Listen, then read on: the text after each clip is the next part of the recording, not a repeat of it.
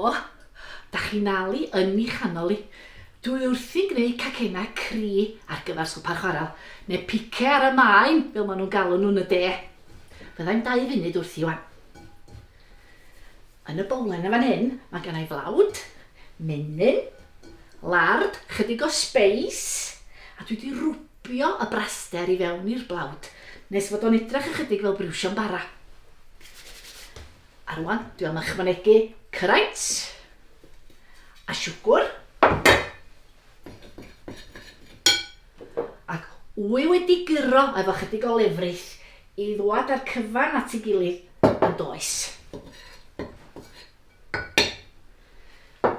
Mi gai rhyw 19 cacan bach allan o hwn rwan.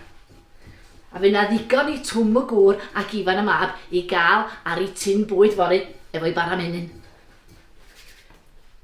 Dyna ni, barod i rwio hwn allan yma. A'i dorri fo'n gylchoedd bach.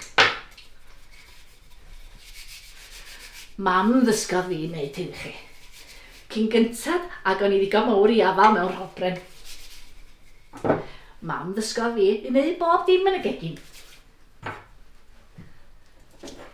Glwsioch chi be eidodd y Winifred Ellis na chydig o flynyddoedd yn ôl, do?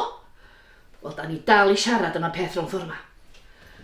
Chwaer y cyn aelod seneddol Sir Feirionnydd Tom Ellis ydy hi.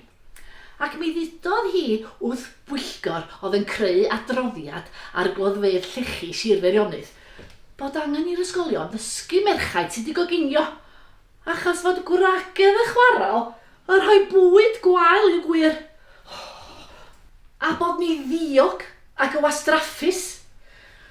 Wel, fedrai mond siarad dros da fi fy hun, ond ydy'n nheulu fi mond y cael y gora.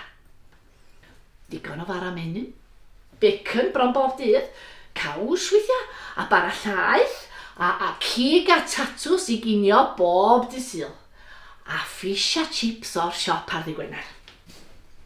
A ma' na gacan ma' bron bob dydd. Reit, mae'r rhain rwan yn barod i'w crasu ar y tân. 3 munud bob ochr ar yr adall efo yma rwan, a mi fydden nhw'n barod. Oherwydd i mi ofalu bod si ddim yn mynd yr hyd boeth, neu fyddai wedi llosgi nhw. Dos am byd gwell na cacan gri efo panad o de. Tysach chi'n gwrando ar y Winifred Ellis na, mae te ddrwg i chi. Chwylish i fawr. Neu twmcw ddim bita yr un pryd heb bod o'n cael panad o de efo fo, a hwnnw'n de cry wedi stiwio dda. Eita, mae hon yn barod wan, dim ond i roi ti mewn siwgr. Sa well i fi drio hi bysa. Jyst i weld bod ti'n blasu'n iawn.